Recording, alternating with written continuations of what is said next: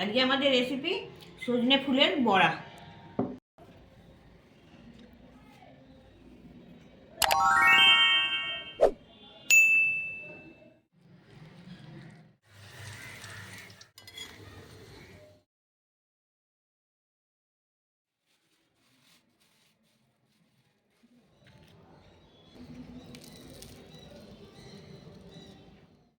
এগুলো সজনে ফুল।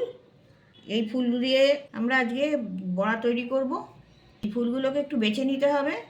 এতে এই যে এই কাটিগুলো থাকে, এই ধরনের কাটি আছে, এগুলো প্রচুর, এগুলোকে একটু বেছে নিতে হয়। এই ফুলগুলো খাওয়া শরীরের পক্ষে খুব ভালো। শীতের শেষে যখন সিজন চেঞ্জ হয় তখন নানা রকম রোগের থেকে শরীরকে প্রোটেক্ট করে। ফুলগুলো বাছা হয়ে গেছে, এগুলোকে জলে আমি ভালো করে ধুয়ে নেব।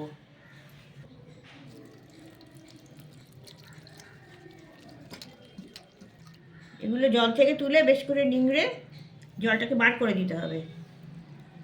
জলটাকে চেপে নিংড়ে নিয়ে বাটিতে আলাদা করে রেখে দিচ্ছি। বড়া করার জন্য একটা বাটিতে আমি বেসন নিয়েছি। এখানে 50 গ্রাম বেসন আছে। 2 চামচ চালের গুঁড়ি নিচ্ছি।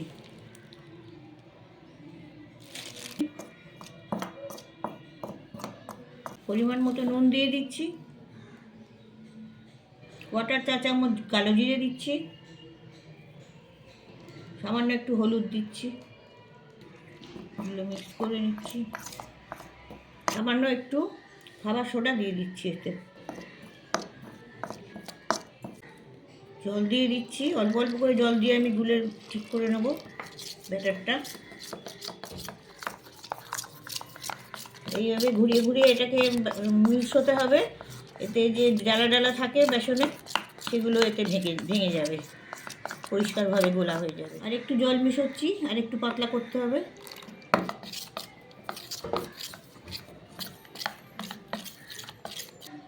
বেসনের কনসিস্টেন্সিটা এইরকম হবে। এবার এটাকে আরেকটুখানি ফেটিয়ে নেব। ফেটিয়ে নিয়ে এর ভেতরে একটু হাওয়া ভরতে হবে। 2-3 মিনিট এটা ফেটিয়ে নিয়েছি। এইভাবে এটা রেখে দেবো আমি আর খানিকক্ষণ। এখানে কিছু মটরশুঁটি নিয়েছি, এগুলোকে আমি থেতো করে নেব নোড়া দিয়ে। এইভাবে থেতো করে নিয়েছি। মিক্সিতে করলে আরও বেশি মিহি হয়ে যাবে, সেই জন্য ঠিক এইভাবে পিষে নিতে হবে।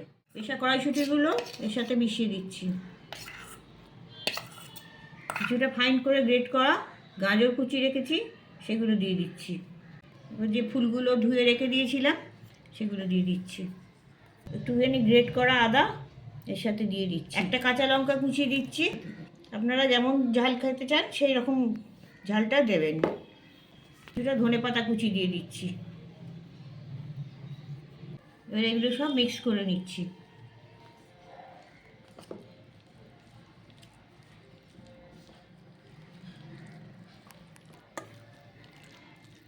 এগুলো সব মিক্স হয়ে গেছে। এরকম টাইট করে এরকমভাবে মেখে নিতে হবে। ওভেনে কড়া বসিয়ে তেল দিচ্ছি। সাদা তেল দিয়ে দিচ্ছি বেশ খানিকটা।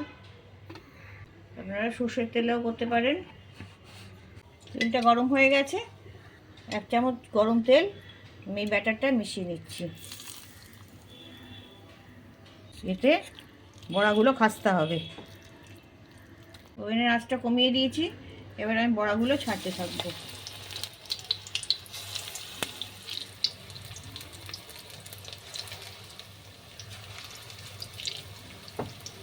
এক পিঠ হতে দেবো।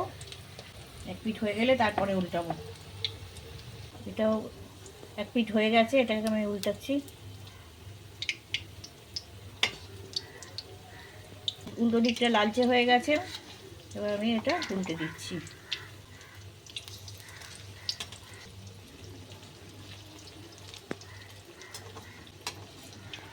সবগুলো বড়াই উল্টে দিয়েছি। এবার অপর দিকটা আমি একটু হতে দেবো। অপর দিকটা হয়ে গেছে। এবার আমি ওভেনের আঁচটা একটু বাড়িয়ে দিচ্ছি। বাড়িয়ে দিয়ে একটুখানি জোর আছে একটু ভেজে নেবো। ভেজে নিয়ে আমি তুলে নেবো, তা নাহলে তেল টেনে নেবে। এবার আমি তুলছি।